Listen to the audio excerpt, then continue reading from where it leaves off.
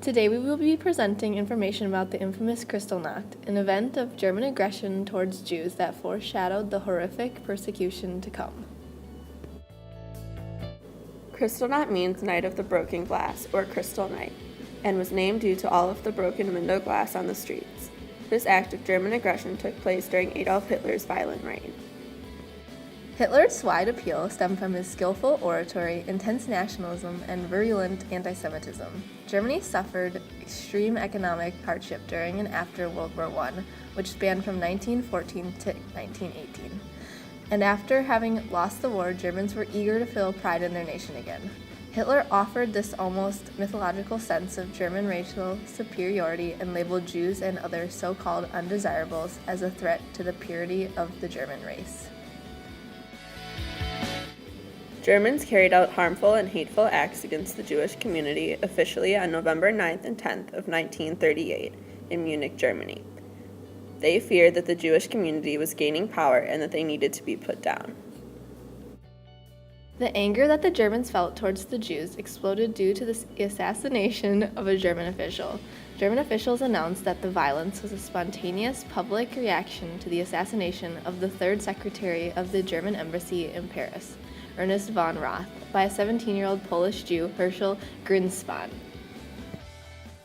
Following his shooting of von Roth on November 7th, an inflammatory editorial appeared in the Völkischer Beobachter, the official Nazi paper, and sporadic anti-Jewish rioting started on November 8th. On the afternoon of November 9th, von Roth died. Joseph Goebbels harangued the old fighters of the party who had gathered in Munich at their annual commemoration of Hitler's abortive putsch of November 8th and 9th of 1923. With Hitler's consent, Goebbels hinted that this was the hour for action against the Jews. Shop windows of Jewish-owned stores were shattered, the shattered glass covering the sidewalks, and demolished stores were looted. Jewish homes were assaulted, and in many places Jews were physically attacked.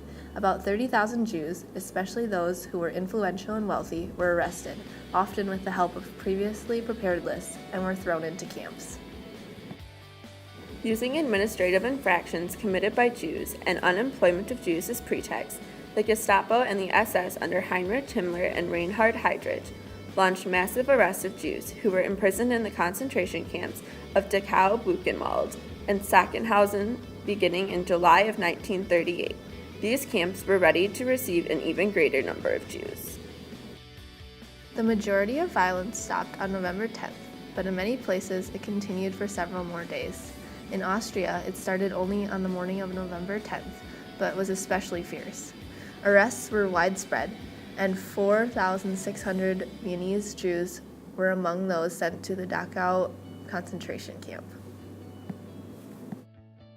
After the attacks, Nazi leader Hermann Göring announced that the German Jewish community would be fined 1 billion German marks for the destruction caused by the event, and that all insurance monies would be confiscated by the state.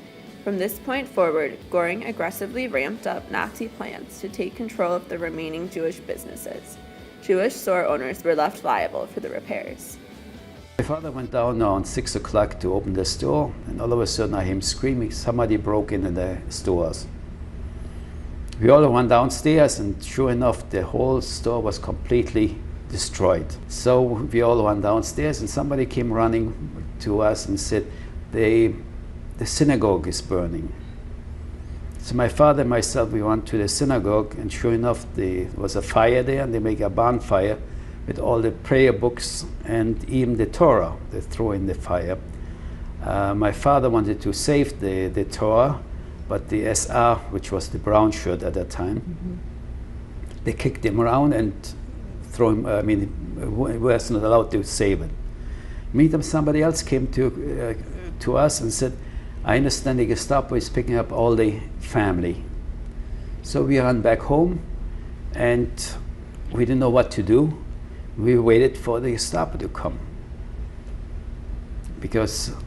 So the Gestapo came, but they picked up only my father. So we didn't know what to do, you know. So he was in prison. In the meantime, my aunt from the other city called us and said the same thing happens to them. On November 11th, it was reported that 815 shops, 29 department stores, and 171 dwellings of Jews had been completely burned or otherwise destroyed, and that 267 synagogues were set ablaze or completely demolished. In fact, this was only a fraction of the number of synagogues actually destroyed. The same report refers to 36 Jews killed and the same number of severely injured, but later it was officially stated that the number of Jews killed was 91. In addition, millions perished in the concentration camps.